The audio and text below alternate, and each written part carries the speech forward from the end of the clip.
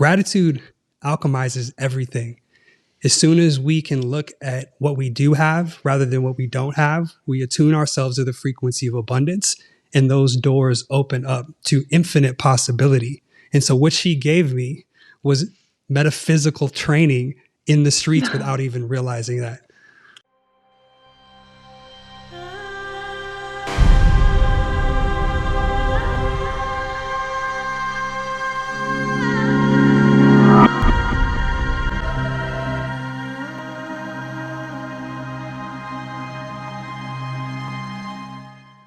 Hello, you beautiful bluebirds, and welcome back to another episode of Deja Blu.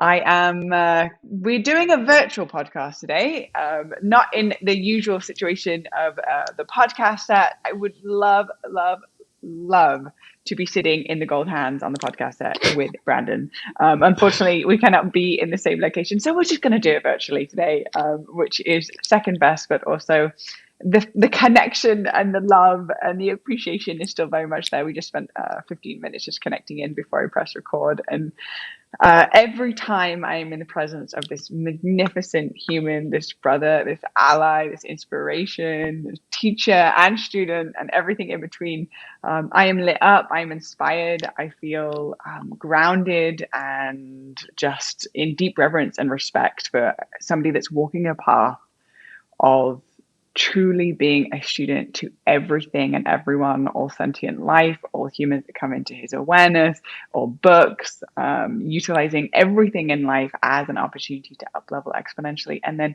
kind of like the turtle, he likes to sort of like keep all of the wisdom under his shell, and then we'll just come into a space and just share it with others. And that is just such a beautiful and inspirational way for weaving throughout the world, in my perspective. And just a little bit of context, Branden and I met way back in the day. He's like one of my triple OG friends from Los Angeles, and we ended up sitting in a ceremony together, and we connected so deep outside under the moon, and such a profound moment of connection. And since that moment, it's just been like this seed that's been planted for our friendship that has continued to take many shapes and forms and blossomed. We've shared space together and been able to activate through retreats and different opportunities.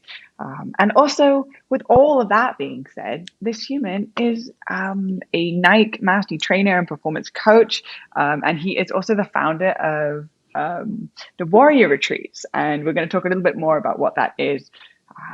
But outside of all the labels and what he does, the core of this human is pure gold, and I love him so much.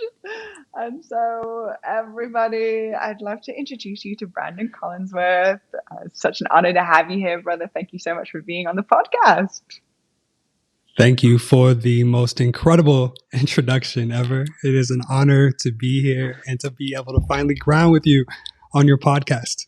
No, it's been a long time coming, and I just feel like you probably will be making more than one guest appearance on the podcast, but I'm so excited to be able to introduce you to the bluebirds and to this whole little world that I've created, and to be able to ultimately just have a excuse to connect with you and just so happen to press record and bring others on the journey with us. It really is a world that you have created, and it's so cool to see how you enroll others into your magical world where everything is possible. I love that you said that, because part of my gene keys, it says, if you were to sum up what it is that you bring into other people's lives, it's to remind them that anything is possible. And you do that in so many ways. So where are you coming in from right now? I forgot to ask you that. I'm actually here in Las Vegas, where it all started. Back home, yeah. I'm here for 2.5 more weeks until I head back to Bali, Mama Bali, for a deep dive into some more yoga. Okay, With brother so Carlos. I want to unpack. I want to unpack who you be, and seeing, because you are back home in Las Vegas, it feels like an appropriate moment to just get a little bit of context of a bit of your story. And now I know that people come on podcasts and it's like, all right, tell me your story. And it's like, where do I even start? You know, it's such a broad brushstroke. But to just get like an understanding of the wisdom that's been cultivated, I think that we get to understand sort of like where it is that we've come from and what Mhm. challenges that we've weaved through and moved through to be able to alchemize to be in the position of the leadership that you're in right now. And so I would love to hear, you know, it says on your Instagram bio something along the lines of like, from the streets to the heavens. Is that right? Did I get that From the right? streets to the skies, From but the I might streets change to it the to heavens. skies. Yeah. Next one. Like the next Yeah. hit. And so maybe you could share a little bit about your journey from the streets to the skies. Yeah, yeah. Great question. And it's been a cherished rite of passage and initiation. And actually, why I'm back here in Vegas is my mother had a stroke, and full circle had to come back to where it all started to sit with the one person that helped me navigate the streets and making it out of Las Vegas. And so it's been a beautiful homecoming to be back here, to be able to care for my mom the way she cared for me for so long. And it's really been a validatory trip of how far I've come and also how much further I get to go. I choose to go and I'm willing to go. And so just to break it all down, east side of Las Vegas is not what you think about when it comes to Las Vegas. It's raw, it's rugged, and if you are in poverty in the east side of Las Vegas, the chances of one making it out of that impoverished situation is pretty much next to impossible. And that's really what I grew up in. You know, grew up in a single parent household. It was my mom, me, and my little sister. And from the time I was about 4 years old, it became all about survival. And I talk about one example often where I really finally knew that I was not like other kids and that I was poor. And it happened one morning when my mother woke me up at about 5 a.m. and she took us downstairs, packed my little sister in those like bicycle seats that hook onto the back of bicycles. And I got on my bike and we rode to this local supermarket and went around the back and waited. And I really didn't know what we were waiting for until the door popped open in the back and they started throwing out the old food. And that's when my mother had me actually climb up the garbage can, pull out bags of food. And that's when I really understood that the poverty that I was in wasn't the same as the kids that I was going to school with who were focused on like summer camp and prom and just doing kid things. I realized at that time, 6, 7 years old, that I had to become the man of the house. And so starting at a very young age, I took on that responsibility. And what started as innocence and just, you know, getting by turned into more and more tough challenges. And as I got older, the street life became more and more apparent. And at about 16 years old, my mother had a mental breakdown and she ended up giving me away. And so for 2 years, I lived on the streets. 16 to 18, I was on the streets, getting caught up in alcohol, getting caught up into drugs, getting caught up into street life and fights. And I was on my way to either prison, jail, or being dead, like a lot of my homies who I did grow up with. And I talk about this moment a lot where I had my first ever divine wisp of inspiration. And it all started when I was sitting at a bus stop on the east side of Las Vegas and really started reflecting on my current circumstances. At that time, I was 18 years old, had never left Vegas. The mountains around Vegas kind of hugged me in like a prison. And there was this guy sitting next to me who looked like me, but was like 30 years older, but no life in his eyes. And he was convulsing from either crack or methamphetamine. And some whisper inside me said that if I didn't change everything, that was actually going to be me. And the message that came through that day was, if you read and become an avid reader, you can get out of poverty. And now my mom, when I was 4, the greatest gift she gave me was a love of books. I lost that love for almost 12 years, 14 years. But at that moment, the gift that was given to me was this renewed passion to become an avid learner. And so what I did from there is I just went crazy into educating myself. And it took 12 years for me to actually pull myself out of poverty. It started with me trying to get my high school diploma. Then I went to a community college for 4 years. The first 2 years didn't even count because I was so remedial that they put me in all these classes that didn't even count as credits. And then from there, I realized I could actually do college, got a 2.0, which not big in society's eyes, huge in my eyes. Like I'm actually doing college. Then I went to the university and realized that I'm a lot smarter than society told me I was. And at that time, all of a sudden, things started shifting and I started dreaming bigger and believing bigger. If I can make it from the streets to where I was in college, I can make it from college to anywhere. So I ended up going to the Ivy Leagues and studying psychology with some of the best in the world at the University of Pennsylvania. And it's really been a beautiful journey and a beautiful unfoldment. I always say that my PhD is from the streets, and it's something that I wouldn't give up for anything in the world. There's a reason why I have a rawness to me that allows me to stand in certain situations with my chin high and my feet rooted. There's a reason why I can stand in the fires where a lot of people shy away from those burning spaces. And that's because of what the streets taught me. And I'm grateful because so many people never make it out of what I made it out of. When we come from poverty, when we come from the streets, if we get to just average, that's considered a success. Anything else beyond that, that's all bonus. And so now that I'm able to teach and lead and inspire around the world, I feel like it's bigger than me. For me to disrespect the position that I'm in right now would be to disrespect every person, every young man, every individual who came from the streets like me that didn't get this opportunity. And so I take what I am able to do and who I'm able to inspire and the opportunities that I do have very, very seriously. It really is a calling of the highest caliber, and I honor it as such in every and from every fabric and fiber of my being. Oh, already right in the heart feels with just a deep appreciation for the path that you've chosen. Ultimately, it's hearing your story and experiencing just a little bit of scratching the surface of what it is that you've moved through to get to this point. It kind of just reinforces that your excuse is invalid.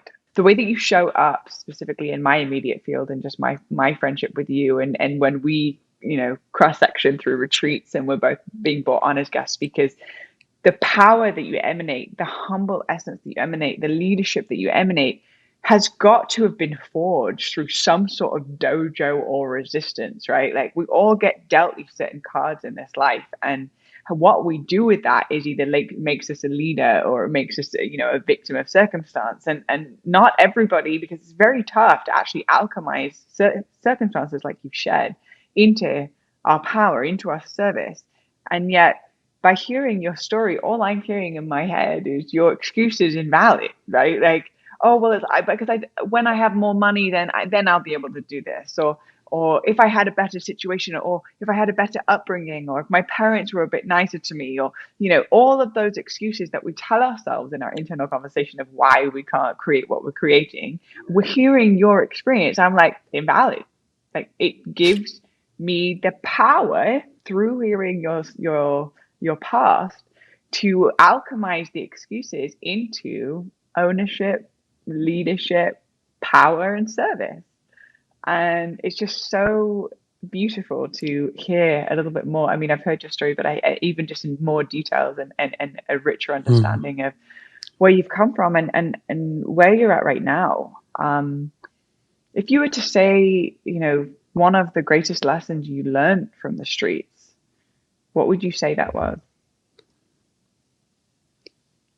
So my mom, she's one of my greatest teachers and biggest inspirations.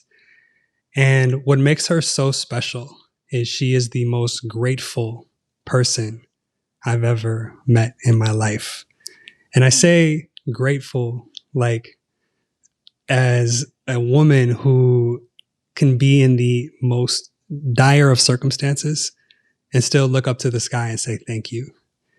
And she taught me the power of the thank you. She taught me the power of gratitude when we had nothing, when we had no food, but we had enough flour to make what she would call Bible bread, and we'd eat it for 2 weeks. Thank you. When the power went off, but we had some candles to like warm ourselves. Thank you. Or when we had no home, but all of a sudden a friend opened up the doors for us to sleep on their couch. Thank you. And that's the one thing she always gave for me. And I wrote this the other day on my Instagram as a tribute to my mom, is like, she's the most grateful human I know. And that is one of the superpowers I carry with me each and every day, is the power of gratitude. When we talk about alchemy, gratitude alchemizes everything. As soon as we can look at what we do have rather than what we don't have, we attune ourselves to the frequency of abundance, and those doors open up to infinite possibility. And so what she gave me was metaphysical training in the streets without even realizing that. Woo! What's your mama's name? Elizabeth Collinsworth. English descent. So English, darling. Elizabeth Collinsworth, you absolute legend. Wherever you are, whatever you're doing right now, may you just receive a wave of gratitude from the world, and just feeling and marinating in the gift of appreciation that we're sending out to you right now. Because honestly, that it's so simple and yet so incredibly profound. And even just while you were saying it, I'm thinking like, I just kind of just landed back in my body for a moment and just really just got to feel like, oh, there's so much to be grateful for. And yet when we're operating in this place where we're not in the present moment, but we're operating sort of like up and out, then we can override the gratitude, which is the very fertile soil to allow true abundance to live within our being. Mama Elizabeth. Mama Elizabeth. We love you. Oh, so special. Shout out to moms. Yeah. How do you feel like you have stepped into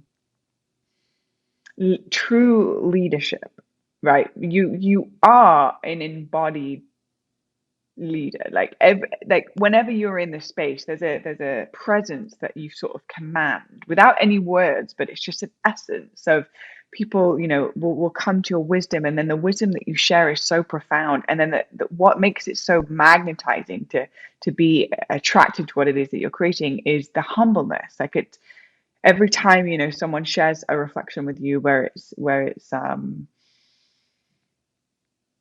it really is received, there's always a deep bow that comes from you. And I'm just curious, like your personal journey with leadership and your personal journey with more and more attention and intention coming into your direction as the more you're sharing your gifts, being a Nike master trainer and being on billboards in Times Square and the more recognition that's coming in, and yet simultaneously you've been able to keep a level of humbleness along your journey. And I'm just really curious to hear a little bit about that experience, and what has it taken for you to be not only step into as a position of leadership but maintain being humble. Beautiful question and beautiful reflection all at the same time. I would attribute it going, back to my upbringing and growing up in poverty and the lessons that were learned in that space. And even though I've transcended all of my circumstances, my mother still lives in the trailer that we grew up in. And so I go back to these spaces and I'm always reminded of where I come from. But then when I go deeper than that and I start thinking about my ancestry and thinking about where I come from, I come from a lot of people who sacrificed so much for me to be here. They laid it down for me to be able to shine the way I need to shine and to show up the way I need to show up. And when I think about my spiritual mentors, the people who truly left legacies on this planet that were worth remembering and who we will never know their Instagram follower count or their net worth, we just know the heart impact they left on others. I really feel that with great power comes great responsibility. And when we've been blessed with the power to influence, for us not to hold that from a space of the highest integrity is actually a disrespect to everybody who has laid it down for us to be here and to be able to share our truth, shine our light, and inspire people forward. And so in the morning time, when I sit in my meditation and I think about Muhammad Ali, who gave up his heavyweight title and was ostracized from the entire world pretty much for not fighting in Vietnam, or I think about Martin Luther King getting assassinated for standing for his dreams, or Nelson Mandela serving time in prison for 26 years on Robben Island, who am I to ever get caught up in my ego and let it hijack my heart when so many people have laid it down for me to just push the dial forward? And that's I think the paradox of this day and age is so many people think they're going to change everything. And the reality is we probably won't change everything, but we can change something. And that something is enough to tip everything forward. And when that's rooted in alignment, rooted in love, and rooted in heart, it becomes a game changer. And so when I'm walking into these circles and these spaces of leadership, and I have this opportunity to plant a couple seeds, it's not me just walking in there. I'm carrying my mother. I'm carrying the streets. I'm carrying the slaves that are in my ancestry. I'm carrying my mom's entire lineage. I'm carrying each and every one of my mentors that have inspired me and pushed me. And I'm carrying God with me. And for me to show up anything less than humble would be a disrespect to every one of them. And so God has a really interesting way of every time I do get a little caught in my ego, I get checked really quick. Mm-hmm. And so I've learned just to put the ego on the side and lead with the heart. Woo! Hot. It's coming in hot. Brilliant wisdom. What does it look like when your ego does get checked? Like, what does that, if you could give maybe even an example, or how does that feel when you know that you just got super checked by the universe on your ego? It's every time little I becomes big I. And it's really when I put myself in the driver's seat, when I put my mind in the driver's seat, when I put society's expectations in the driver's seat, when I put other people's opinions in the driver's seat, and my ego hijacks my heart, that's when I know that I'm off. Mm-hmm. It's a different resonance and frequency, as we know, when we're living from this heart space. Mm-hmm. It's like a heart is a portal. And when we're rooted in compassion and love, I think ego kind of just gets on board. And, you know, it's a horrible leader, but it can serve its purpose. It's not about eradicating a part of ourselves. You know, somebody told me one time, only the ego tries to get rid of the ego. It's just about harmoniously bridging the gaps between our inner child and our adult self and the warrior within us, all aspects of us. And so for me, it's just a very connected space that I'm in as I've gone deeper into my practices with yoga and everything, where I can really see when I'm not living in my heart and I'm living in my head. Mm-hmm.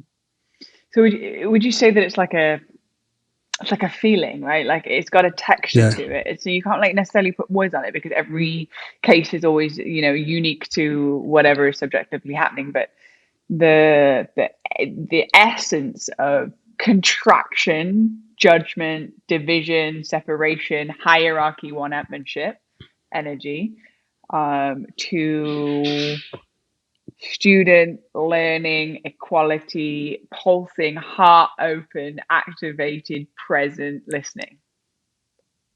Exactly. All of that. I've noticed when I'm most judgmental of others. And I think that's a tall tale sign that the ego is sitting in the driver's seat.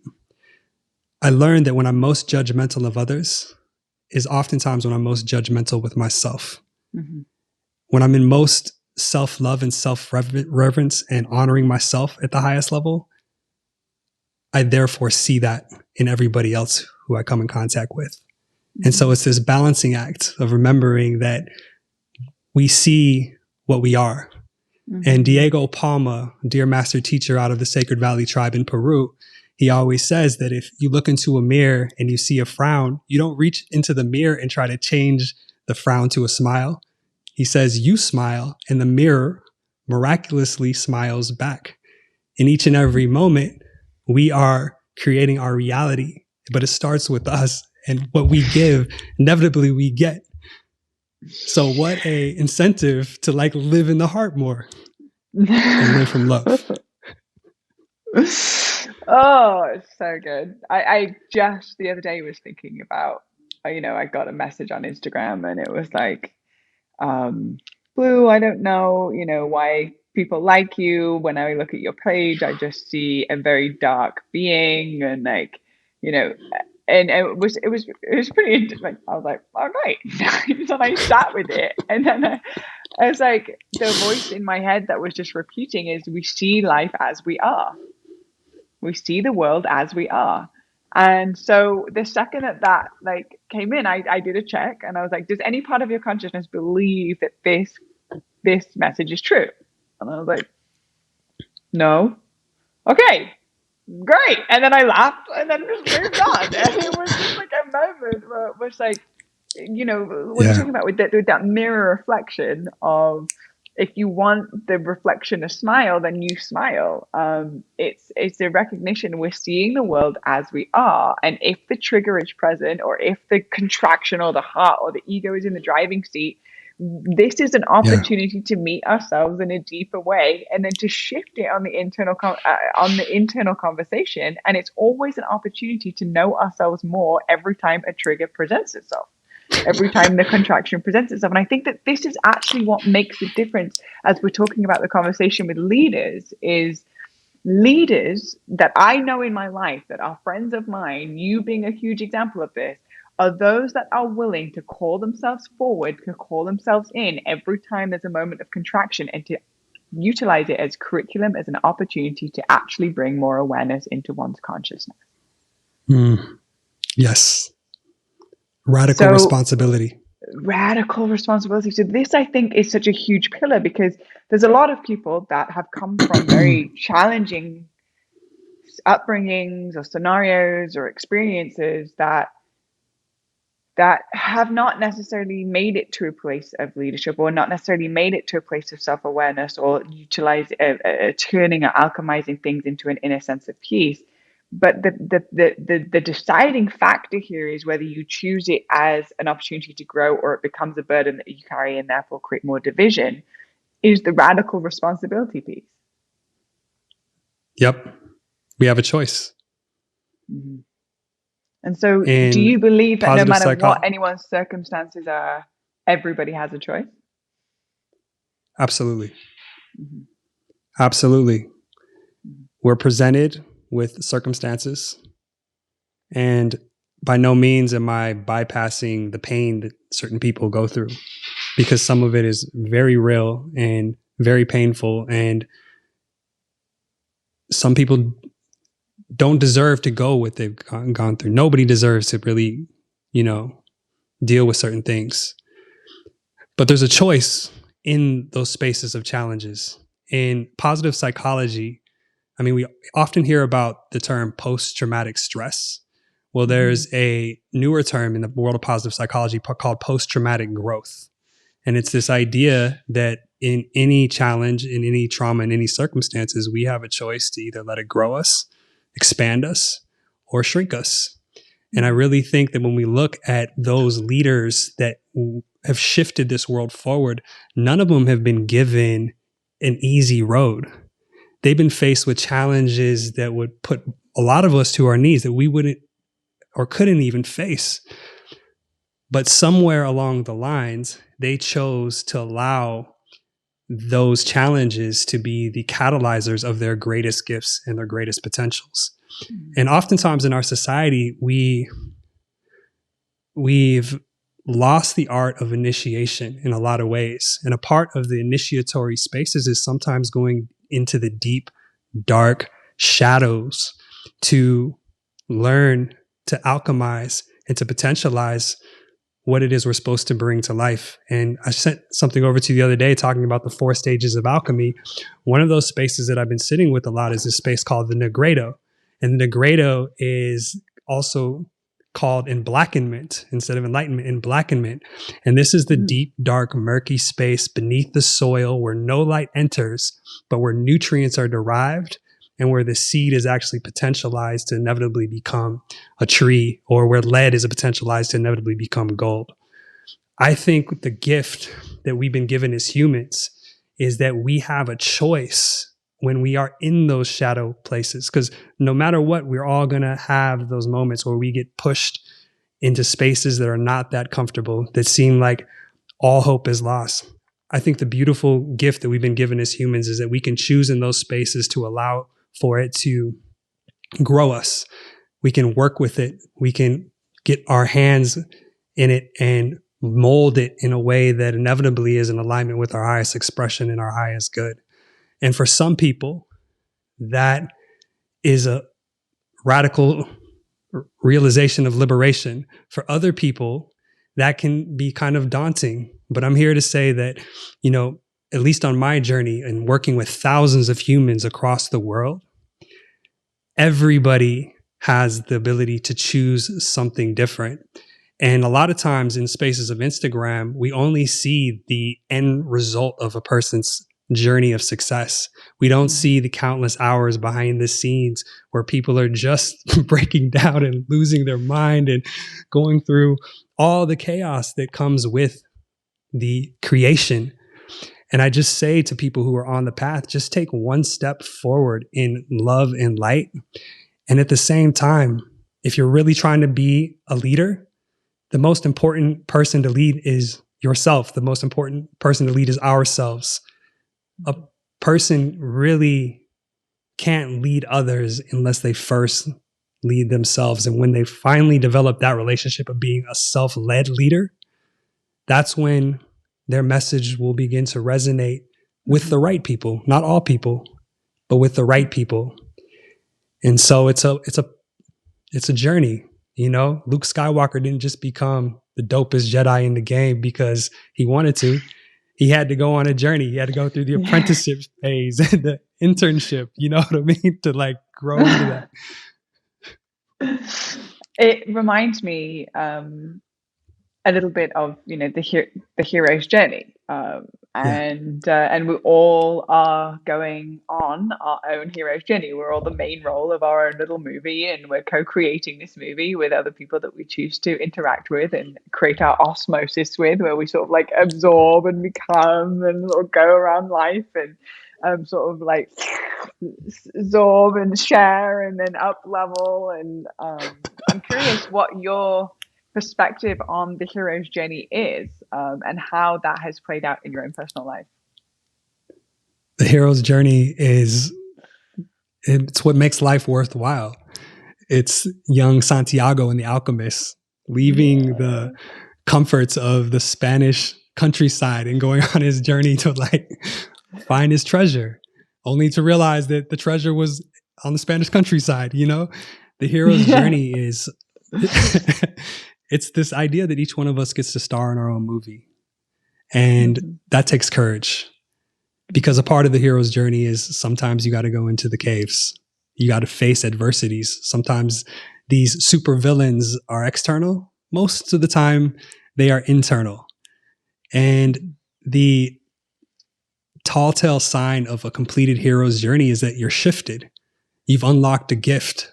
You've unlocked a perspective. You've unlocked something deep that could have never happened had you not gone on that journey. And I don't believe we go on only one hero's journey.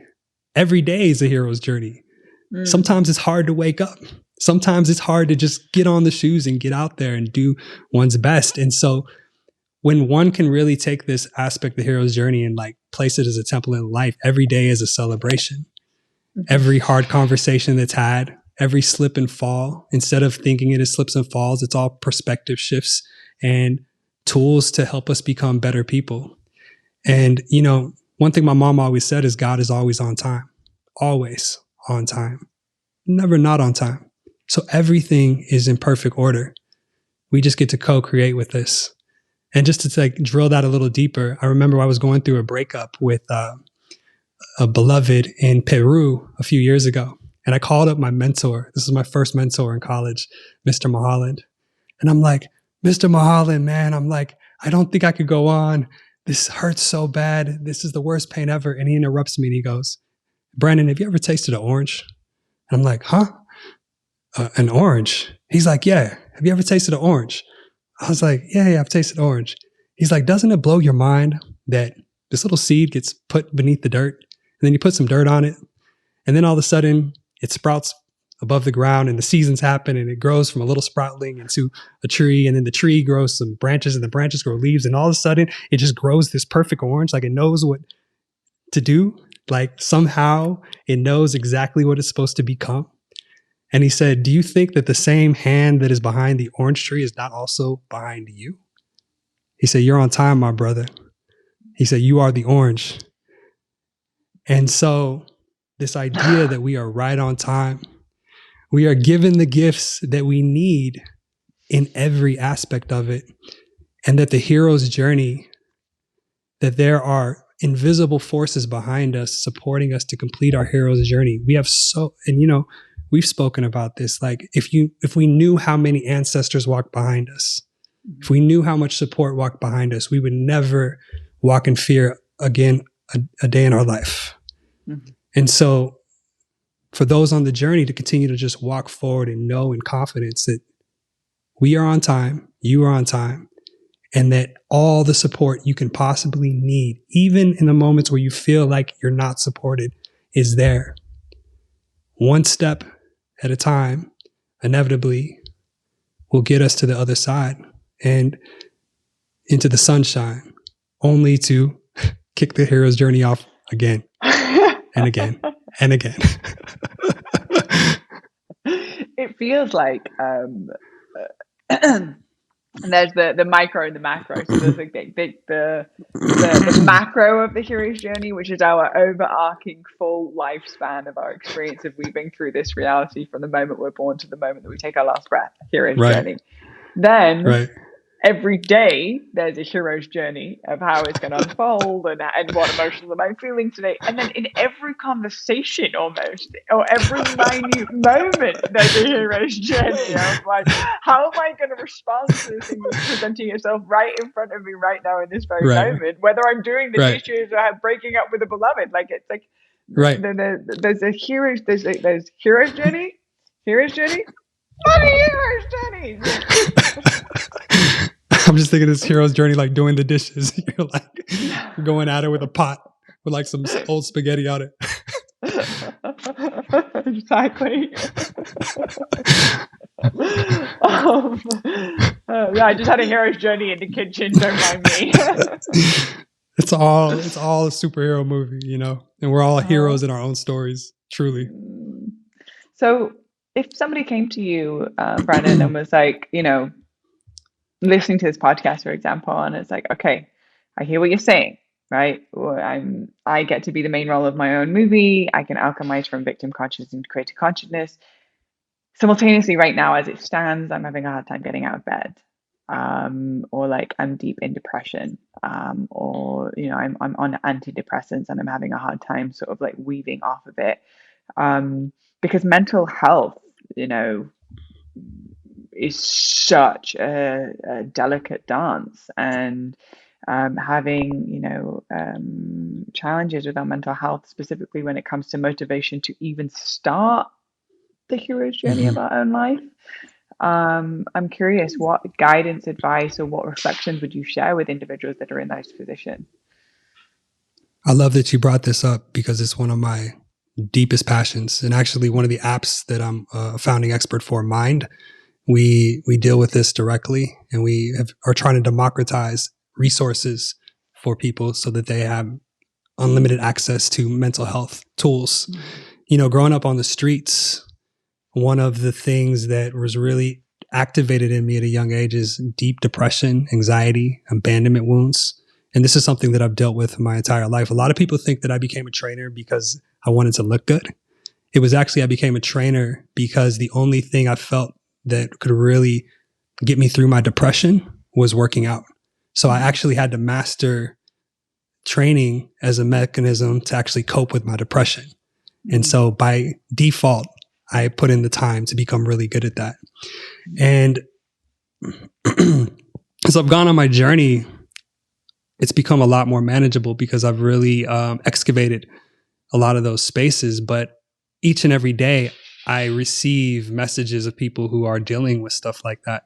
And I like to first contextually put people in the right space to see themselves as they are, which is one of one in infinity, miracles in motion, that deserve the best of the best of the best, and that deserve love and deserve abundance and deserve to be held on all days, even at their worst.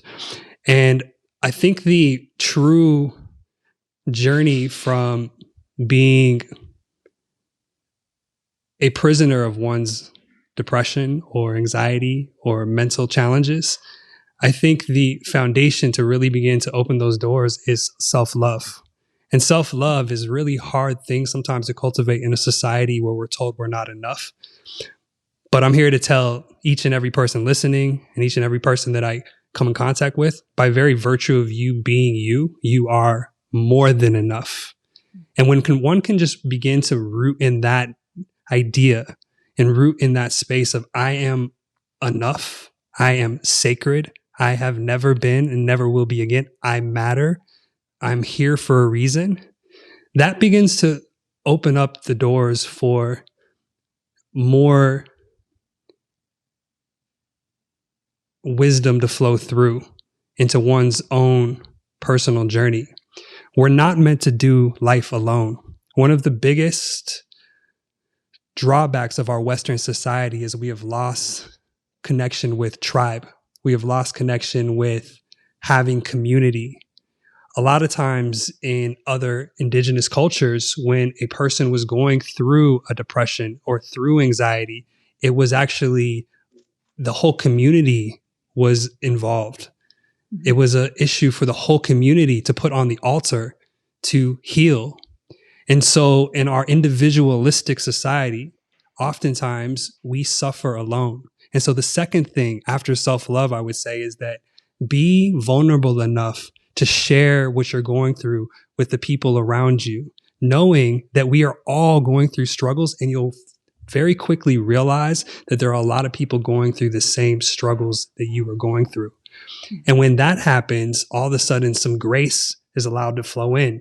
A lot of times when we are dealing with depression, we think we are on this island alone, or that we are fundamentally flawed as humans. And a lot of shame and a lot of guilt emanate from that space. But as soon as we place our wounds, our fears, our depressions on the altar of community, that's when it really begins to allow for healing to flow through. That's when solutions start to arise. And that's when we give ourselves permission to actually be held. Because it doesn't matter if you're a newborn child or a grandma, everybody at some time or another needs to be held, needs to be okay with saying, I don't have all the answers, I need help. And that's actually a proclamation of power. Another paradoxical flip on what we've learned in our society, but it is actually, it is powerful to be vulnerable. It is powerful to say that I need help. It is powerful to say that I don't know the answers. And as soon as that happens, that's when the resources are going to flow through that inevitably allow you to heal for good. And in your share, you'd be surprised at how many people actually get healed from us just showing up in our most authentic way. It's really helpful to hear practical solutions, because I think that it's so easy, specifically within, the world of coaching and mentoring and hiring, an expert in their craft, and it's like, okay, great, that's $10,000 a month, and you're like, it's it's so Yeah. difficult to navigate. How can I, with the same mindset that got me in this, get me out of this? So I'm calling in some Mm-hmm. guidance and some support. And then when I go to the people that I'm inspired by, the prices are, astronomical in the sense of like where we're at. And then it can create this like narrative or belief that, well, then I just can't get out of this. And so I think just what you're Mm-hmm. sharing is so, I mean, it's right here. It starts with self, like, going back to the analogy of the mirror and being like, if you want to see the reflection change, then first we've got to, smile. And so it's really an opportunity to recognize, well, what do I have with the tool, with what I have that's around me right now, and how can I utilize this act of self-love, or this act of calling in guidance and some support. And I really resonate with the piece of what you're sharing about we're not meant to be living in isolation. And I think that that's why a lot of the suicide rates just went through the roof during quarantine, and the isolation that was created during COVID. Because as by nature we are tribal beings, and we are meant to be surrounded by those, that it kind of reminds me of, like a bush that has flowers on it, and there'll be one flower that's like fully bloomed, and there will be one flower that's like completely wilted, and it's all part of the same bush, it's all part of the same ecosystem. And instead of saying, well, this flower is bad and this flower is good, which sounds absolutely ridiculous, but it's what us humans do, is to Mm-hmm. recognize that this is in a cycle of blooming and this is in a cycle of wilting. But then you eventually it'll kind of go like this, right? And then the other flower will wilt, and then this flower will bloom. It's just really important to recognize that we're going to go through these cycles and these natural flows in our life of blooming and wilting. Mm-hmm. But to acknowledge that when we're in the wilting, if we're experiencing depression, if we're experiencing not being able to get out of bed in the morning, if we're experiencing a lack of energy, if we can just see the analogy of it's just that one flower on the bush that's wilting, and it's not any less special or any less powerful or any less worthy than this other flower that's in bloom. It's just an acknowledgement of how can we start to love ourselves in that process of where it is that we're at, as Absolutely. opposed to creating an Absolutely. unworthiness. Mm-hmm. Absolutely. Mm-hmm. Such a powerful realization. And it gives people the grace and space to be in those times of trial, tribulation, turmoil, not feeling enough, not feeling worthy, instead of looking at it as something that I'm defunct or I'm not whole. It becomes this beautiful process of wholeness, and gives ourselves that infinite grace to be human. Mm-hmm. Mm-hmm. What would you say along your journey of self-awareness, of consciousness, of leadership, um, of creator consciousness, would you say is one of, like, if you were to give three of the most powerful tools that have supported you on the evolution of your consciousness, what tools would they be? Great question. Great question. And for me, the three things that have been really the most transformative for me is the first, through exercise, learning to commune with my edges. And in the space of exercise, we often hear about this concept called the burn.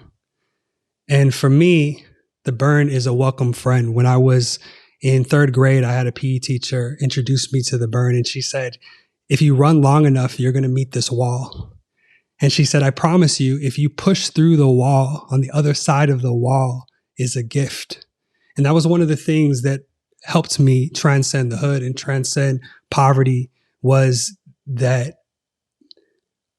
the burn, instead of looking at it as something that was there to defeat me, I started looking at it as something there to teach me how to be a better human, teach me how to be a better brother, a better son, a better leader. As a trainer, I can get people to the burn, but it's inevitably a door that a person has to walk through by themselves, because there are sacred gifts on the other side of that burn that only can be accessed if one chooses to go through that portal. And so a lot of people get to the burn and then they hold back or they shy away from it. And I've only, in my experience of that burn, have learned that it's only when we lean into it that the true gifts are really unveiled to us. So I would say for people who are on the journey, just start to lean into those edges. And what happens is over time, as you become more skillful, those edges expand. And as you become more tooled up, you become better at navigating the intricacies of those edges. You are better to receive the gifts of those edges. The second thing, as I mentioned earlier, gratitude is everything. And one of the things that really unlocked gratitude was when I started to travel. And I realized that although I thought I was in poverty, it's a whole different level of poverty when you go to the hoods of Varanasi, India, or to the jungles of Peru, or to the slums of Africa. And what happened is I started going to these spaces and seeing people that had exponentially more less than me. In fact, if they lived the life I lived in poverty here in America, that would actually be like living the most abundant life possible to them. And I would see these people in these spaces and they would still be grateful. And I realized that it's all perspective, and gratitude is a way to just pay homage to it all. Again, gratitude is alchemical. It is the access point to abundance. And especially for those who are blessed with living in a westernized industrial society where water is readily available and there's not really that much food shortage, and where you have access to libraries and books and the ability to expand and change. Everything, in every way, there's moments to be grateful. And then the final thing is, I learned a long time ago that it's all about service over self. Muhammad Ali said, service to others is the rent we pay for our time here on earth. And I believe that to be true. At the end of the day, the true legacy that so many people are trying to leave is never going to be built off of mountains of money, cash, status, political orientations. It's going to be built from the heart.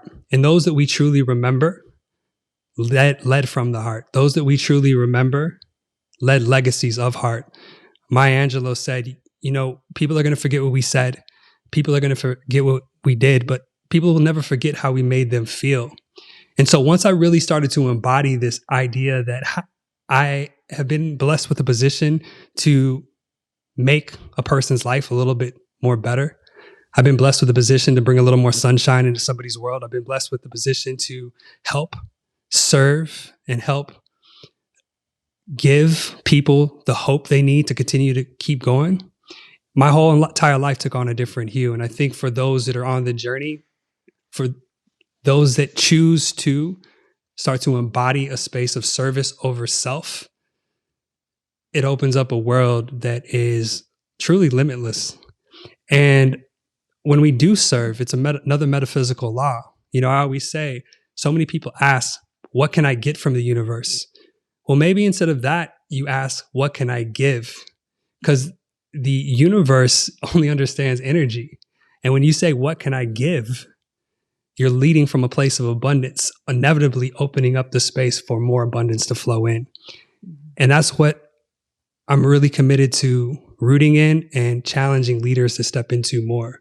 Those who have been blessed with these positions of influence and power and status, it's not for you. It's for others. And the moment you really realize that, that's when that power is going to become not only amplified, but sustainable. Not only is it going to become expansive in one's own personal walk, but it's going to be expansive for everybody who comes in contact with that. And all we have to do is look to the history books to see what that looks like. We see what power unchecked looks like, and we see what power harnessed by the heart looks like. And I always say there's a small line separating superheroes and supervillains. Superheroes use their powers to serve others, and supervillains use their powers to solely serve themselves. Wow. Every time that you just drop some wisdom, it really brings me into a deep level of introspective reflection on so many different areas of my life. And I think that that's truly when someone speaks, that's when it really becomes medicine, because it's received and absorbed. So thank you so much. When you're speaking, it reminds me of my dear sister, Reggie Riverbell. She's my one of my best friends. She's also the co-founder of Fluorescence with me. And she will, for example, we'll be sitting in a group of people and she will play a song. And the song, like this happened at one point in Mexico, and she sang a song. And at the end of the song, I went over to her and I was like, yeah, it was amazing. Oh my gosh, I love it so much. You're incredible. And like showered her with love and compliments and appreciation. And I felt her just be a little bit resistant, like to that response. And I was just like, and afterwards I was like, what was that resistance that you were feeling? And she was like, it's not about me. It's about the prayer. It's about the song that's coming through. And so when you feel that level of gratitude, send it back up, because that's where it's coming from. And that really just it just shifted worlds for me in that moment, because that's the difference between a prayer and a performance. That's the difference of when it's about me or it's about the healing of the space. And the level of power, magic that runs through this woman's veins, that runs through her voice when she speaks, or her songs when she shares. And every time she's complete with sharing, or every time that something has come through her that is magnificent, she makes an offering. She puts something on her altar, or she goes outside and she makes an offering to the earth. There's just a level of reverence and respect of where it even came from in the first place that sets her up as such a powerful leader. And so while you're speaking, I'm just thinking about that, of the very, very, very, very slippery, razor's edge line of between being a superhero or a supervillain is, does the reward, the money, the attention, does it come in and then get stuck here, and it doesn't go out? And it's almost like, like the phrase being big-headed, it kind of gets stuck at the top of the head, and then the head starts to grow because it's not got energy to go out.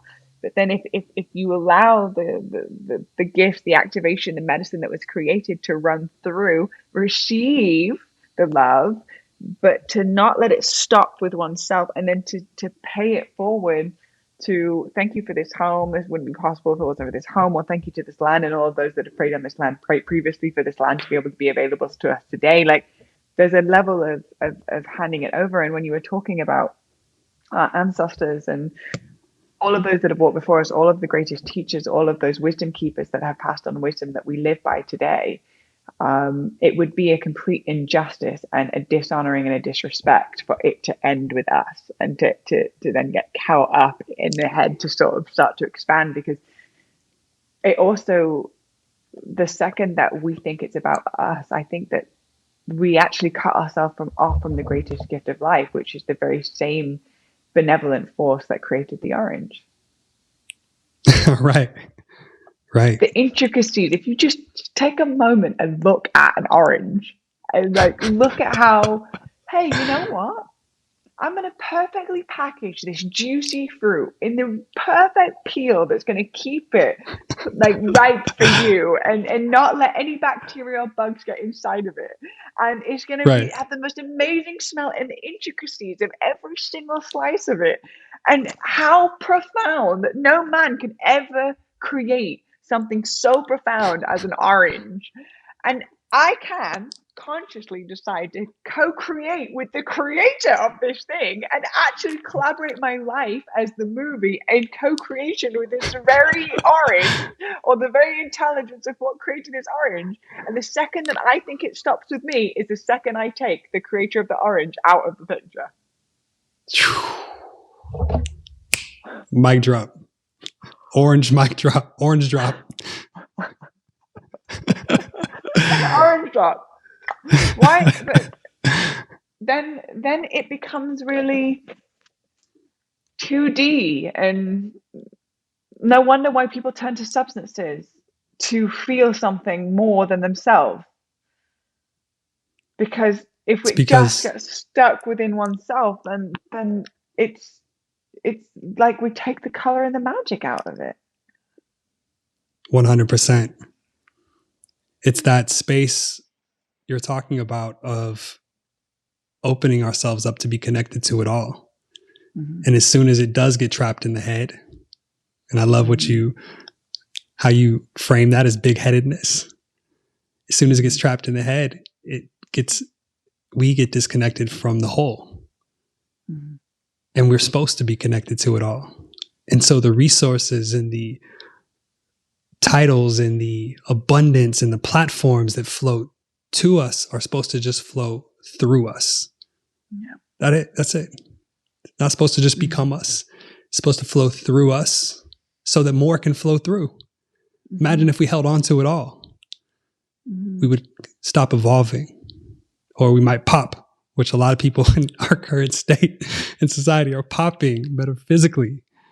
And so it's about a reconnection to the rivers of life and allowing infinite potential and possibility to flow through us from a space of heart-led love. And then we get to just live to blow our own minds, right? Like, it's just like, wow, like, it came through. Yeah. This came out of me, or I said this, but like it came through. Like, oh, that's epic. That's so fun. And it's not for anyone else's minds to be blown. It's just to live on the edge of the mystery of life, because the mystery is that flows through, and our responsibility is to fine tune the instrument. But that flows through is the great mystery of the unknown. And that's one of the greatest gifts of being alive. That's it. And I think you are such a steward of that, and a reminder for those to dance on and in those edges, because inevitably that's where the mystery flows to and flows through. And you're such a steward of that very concept right there.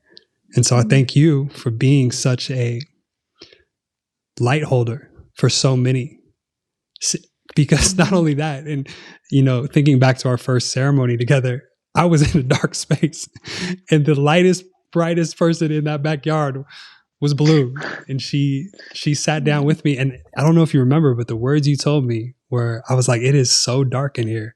This whole vibe is dark. And you're like, well, I only see light. So it's giving you the opportunity to tune in and see what is there. And that right there shifted everything in my ceremony. I was like, oh, I'm creating this. let me tune in. Let me recalibrate. And what an amazing hi, my name is Branden. Nice to meet you, Blue. Wait, say that again. And then it was like, and I'm Branden. Nice to meet you, Blue. And that was my introduction to Blue. Yeah. It was the perfect little seed that has created the essence of our friendship and our connection, because I believe that the way that we are first connected creates like that first domino, that ripples off into the rest of the relationship. And the way that we connected was like in the space of really deep in the dojo, really deep in absolutely in a deep challenge, and also being able to come into each other's presence and through the connection alchemize that fear into something that could be utilized of service eventually. And the theme of our friendship has just continued to, like the double helix, like we won't see each other for a while, and then we're like, our lanes will lap again, and there's like crossover. And in those moments, it's you see the moments of like, deep alchemizing, big time service, powerful moves, like whatever it is that when the overlap happens, it's a vibrational charge to the very moment that seed was planted in our very first connection. And so it's been such a fun friendship and allyship that has been cultivated from that moment. And again, I do really I do really believe that, and I use the word need very little. I try not to use the word need too much, but I think that we need each other. Like, I think we need other like-minded individuals, that when our flower is wilting and someone else is in bloom, for example, in that very moment, I was standing under the moon being like, I love my life. And you came out and we were like, I think I'm going to jump that fence. Like, get me the fuck out of here. And in that moment, it's like, Yeah. I'm in the bloom and you're in the wilt. But it doesn't make Mm. this any better than like this. I'm not more Right. evolved. I'm Right. not more of like, got something that you don't have. It's more so recognizing that we need each other, because I'm eventually going to go through like and then you're going to be in full bloom, like full activation. And I'm like, oh, my heart's hurting, brother. Like, I'm in it. The winds have changed to fit my life. And then your wisdom that's cultivated because of where you're at in your journey can then be infused into me. So allow me to then come back into into bloom again. And so I think that Mm. we need each other in those moments where we're questioning our sanity, or what the fuck is going on, or I don't even know what up and down is. It's like, and a part of what you were sharing with the guidance and the wisdom around depression is to ask for help, to ask for support, to turn to those that are around us and to let them in, and through the intimacy, the into me you see energy of like, this is where I'm at, and maybe we can share some guidance or some wisdom around this piece. And I think that we need each other, and we can't do this alone, nor do I want to. Absolutely. And seeing the wilt as sacred, just as sacred as the bloom. We always celebrate the blooming flower, but if we can begin to celebrate the wilt as well, it gives more people permission to crumble, or to inevitably crawl into the cocoon, to disintegrate, for those imaginal cells to turn on and inevitably be the catalyzer for the butterfly. So they go hand in hand, blooming and wilting. And it's something that connects us with with the circle of life, truly. Mm-hmm. Mm-hmm. There are moments of spring and summers, and then there's those falls and winters, and they all go hand in hand. Someone said to me the other day, I was like processing something, and I shared it with them, and her first response was, congratulations. And I just really love that, Yeah. like, instead of like coming out like, oh, I'm so sorry, like there's something like really wrong with the state that I'm in, Yeah. or like concern, like, but to be like, congratulations, this is just the next wave for next huge growth. Like, it really resonated, and Yeah. again, it's like a constant reminder, the dark side of the moon is as sacred as the light side of the moon, because without the dark side of the moon, we cannot Right. have that beautiful glowing ball in the sky that we see every night if there's no dark side of it too. And so the embrace of the inhale, the exhale, the embrace of the beautiful rock on top with the flower, and then you lift it up and the bugs are all underneath it, and like it's all part of the ecosystem. Yeah. And can we just get into a non-binary experience of creating it wrong or right, good or bad, or good or evil, which I think is can also be founded in the great religions in the world. And there's a lot of beauty in the religions, Right. but simultaneously a self-imprisoned state of binary thinking, of self-regulating our internal experience, of creating us to be good or bad. And so we keep ourselves controlled and conditioned by ourselves. Preach. What a trip. It's all good. We're not actually in jail, but we've created a mental jail that we are self-regulating, and we are the ones that have the key, but we're also deciding not to unlock the lock. Trippy. It's that hero's journey again. When Neo decided to take the red pill, he had to go through this existential crisis at first. It was too much for him to realize that he actually was it. And even though he had people around him that believed in him, Morpheus was like, you are the one. And he had to go through his own journey, his death, his rebirth, which inevitably ended with him finding his heart and his power. And so many people are on that journey. And yeah, there are going to be times where we are absolutely rocked. Again, this is why we have to wrap ourselves in support and community. When I was with the Maasai warriors in Kenya, this is the last tribe that actually really roots in their indigenous teachings. They call them the lion hunters. When a young man is initiated into warriorhood, 14 years old, the whole entire tribe wraps their arms around them and initiates them. And then they go into this 2-year period where they're basically like held by the tribe, but they can't have access to by the tribe because they're learning from Mother Nature. They're learning how to be warriors. They're learning how to commune with the lands. But when they come back, they're given the gift of land ownership and status in their individual tribes. And so all of us, even though we might not be quote unquote wrapped in an indigenous sense of tribe, all of us are being given the gifts of initiation in each and every moment, each and every day. And the key is to see it all as all of it is sacred, and find yourself some people that you can actually celebrate those sacred moments with, who can go on the journey with you, who are going to hold you through the wilts and hold you through the blooms. And that's when life becomes beautiful, truly, because I've been in spaces where I've had it all and had nobody to celebrate with because I isolated myself in a space of like, I didn't need others. And I'll tell you, it's nowhere near as beautiful to when we are wrapped in community, wrapped with people who see us. And then it all becomes a celebratory space, even the downtimes. Actually, I would say that the most sacred spaces are when you can share the wilts and the dark nights of the souls with others, because that's when you really find out who is your people. I always say, like, a real friend is somebody who will travel with a torch deep into the depths of your dark night of the soul to remind you who the fuck you are. And that's what we want. That's what we deserve. And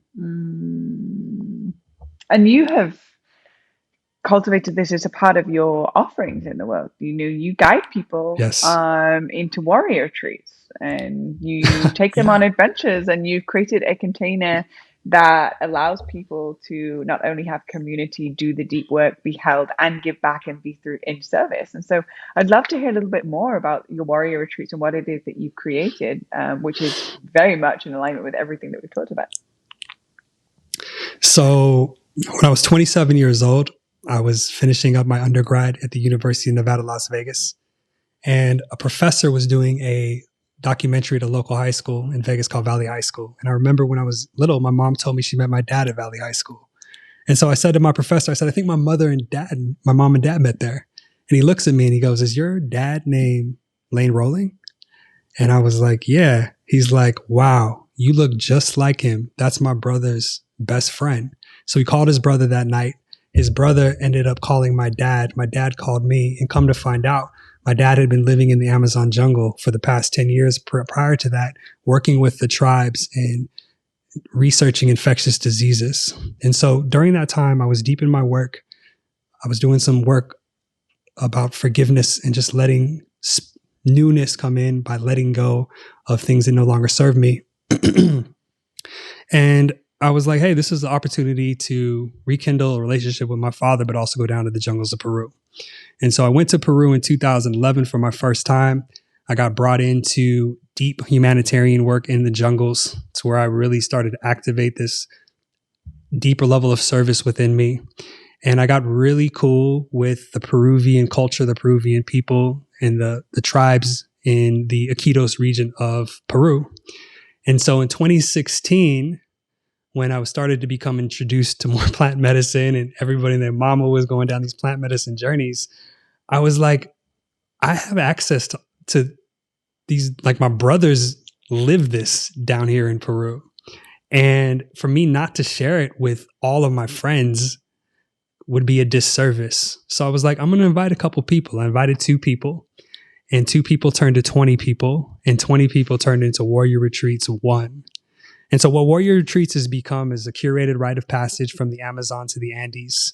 It gives people to tap into what I call life ayahuasca. Life ayahuasca meaning the magic of just being in the vibration of a space like Peru. And what I wanted to do is I wanted to take leaders out of their comfort zone. And what's cool is we start in the jungles for 4 days. They have the opportunity to make the medicine, to give back to the people in the jungles, to tap into some of the indigenous healers, plant workers, and tribes out there. And it's in the jungles where really all of the materialism fades away. It's easy to show up to a bougie retreat and keep the superficial costumes on. As you know, the jungles have an incredible way of removing all of that really quickly. Mm-hmm. And so after 3 days in the jungles, we go on this journey to the Andes, and I take them into the hospitals in Cusco. I take them into the magic of the lands of Sacred Valley. And in between all of that, we're just really reinforcing this idea of leading from the heart. And so far, since 2016, I brought 150 people to Peru to work with her medicines, to experience her mountains, her apos, to partake in her cuisines, and most importantly, give back to her people. And that's the one thing that makes warrior retreats different, is I feel like so many people go to these places like Bali and Tulum and Guatemala and Costa Rica and Peru, and they just take. Very seldomly do they ask, what can I give? And one of the things that the medicine told me right before I started warrior retreats was I have permission to go there, but I always have to leave Peru just as beautiful and as full as I came there. She said, you always need to leave Peru better than you found it. And that's why the charity aspect has been such a big part of it. So I really emphasize people spending time giving back in our retreats. And we spend 2 whole days in the hospitals. Last year, we raised over $33,000 to give back to the people. And I'm actually going back in a month hosting one of our brothers' retreat companies. And one of my caveats was like, yeah, you can't come unless you are willing to give back to the people. And so I hold that line very strong. But me and Peru have a relationship. And for me, it puts perspective, some deep perspective into these leaders' lives. Those who really want to be leaders, it's important to first really know thyself. And Peru has a beautiful way of removing the filters and bringing us back into touch with what is true. And so we're coming up on Warrior Retreat 7, and I'm super excited to share it with a whole new crew of 15 plus game-changing, paradigm-shifting leaders who really want to lead from the heart and give back in an epic way. Wow. So powerful. And the photos that I've seen of you being in the hospitals and the impact in these child's lives, just to be able to share some space with them, and also the impact, mainly also in the impact of those that are in the retreats, to be able to experience this, and the level of gratitude for their own lives that you're exposing them to just by being in those environments. I really believe in your leadership, Branden. I really believe in your heart. I really believe in where your leadership is coming from. I really believe in your studies and your discernment of choosing wisdom that is truly founded in heart-centered truth that you've integrated and therefore shared throughout this podcast and just in everything that you do. And I'm just so grateful to be your sister and your friend and your ally, and somebody that we get to just continue to weave through this life with and be inspired by. And I'm sure that anybody that has made it to this point in the podcast is also probably feeling exactly the same way. And so for anybody that is tuning into this podcast and wants to continue to follow you, or wants to know a little bit about Warrior Retreats, or wants to follow you online and just continue to bask in your wisdom and your leadership and the essence of who you are, how do people follow you and find you and get all the information?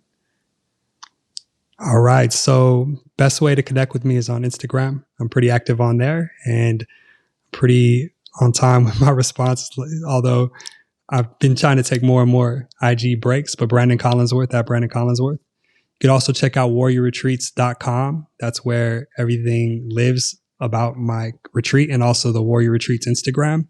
If you want to dive into the democratization of mental health, my app Mind is an incredible space where you can tap into everything from diving deeper into healing abandonment wounds to depression to self-worth and so much more. So it's called doyoumind.com. And then if you want to work out with me and do any of my yoga classes, you can download the Nike Training Club app. And those yoga classes are free to go. And other than that, just keep shining your light and remember that nobody is you. That truly is your superpower. As soon as you own that, it becomes a game changer.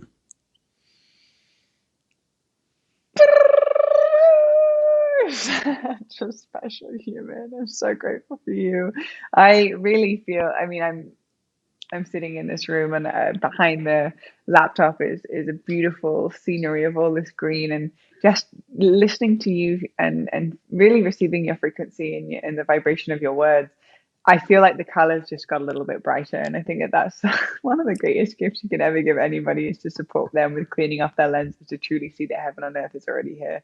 And you're such a gift. Thank you so much for being a part of the Deja Blu podcast and for offering your time and your wisdom and your presence, the greatest gift we could ever give anybody. And I'm so excited for this episode to get out and for all of the bluebirds to be able to marinate in your wisdom. Thank you, brother. Thank you so much, Blue. Thank you for being you. Thank you for what you embody. The world is better because you are here, and it's an honor to be an ally on this path of love where we are all walking each other home.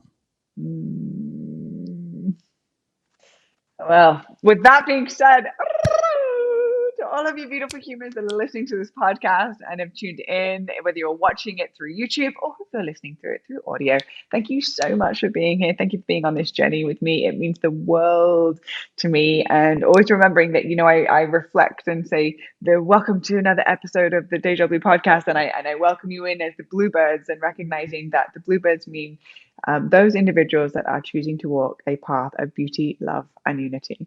And so thank you for being here and choosing that path. And if you resonate with today's episode and you feel like you'd like to share it and to support us with getting the message out there in a good way, then please feel free to put it on your Instagram stories and to tag both Branden and myself, and so that we can continue to share and connect and stay in the loop through the magical world of the internet.